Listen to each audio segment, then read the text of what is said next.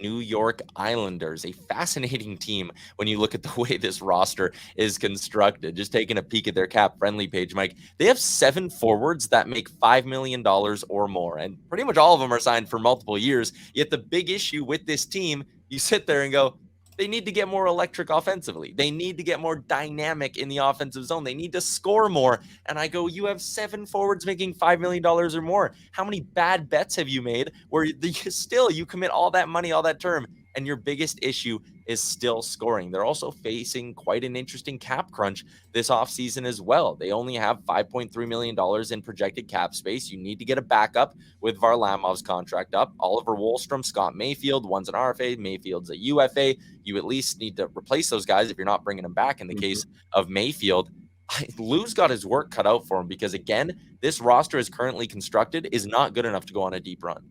Well, you know what? Lou's lucky that he's got a bunch of guys that really work, Tyler. Yeah. Like, this is a team that they work their ass off. They play hard defensively. They've got a world-class goaltender in Ilya Sorokin. Yeah. But keep in mind, you're going to have to pay Sorokin double what he's making now easily after this season's up, man. He's going to be a UFA in 24, 25. He's making $4 million this year. He's going to be an $8 or $9 million goalie because he might be the best one on earth. This roster, this construction against the cap, the salaries that are on it, the number of no trade clauses, no movement clauses, this is a huge mess. This is a contractual mess. And they've got to create flexibility. This feels ripe to me for Lou to take a big swing and make a trade this summer. The problem is he hasn't done it in so long. And I'm not sure if that's really, it's in him. Like, he did it for Horvat, but that's a deadline piece.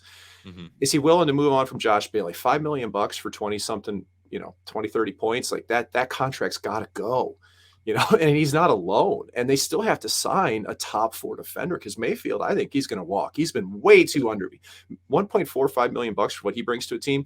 He's out the door. He's been undervalued for too long. It's time to get paid. So they're going to need a big time defenseman, and they still need another goaltender to go with Sorokin.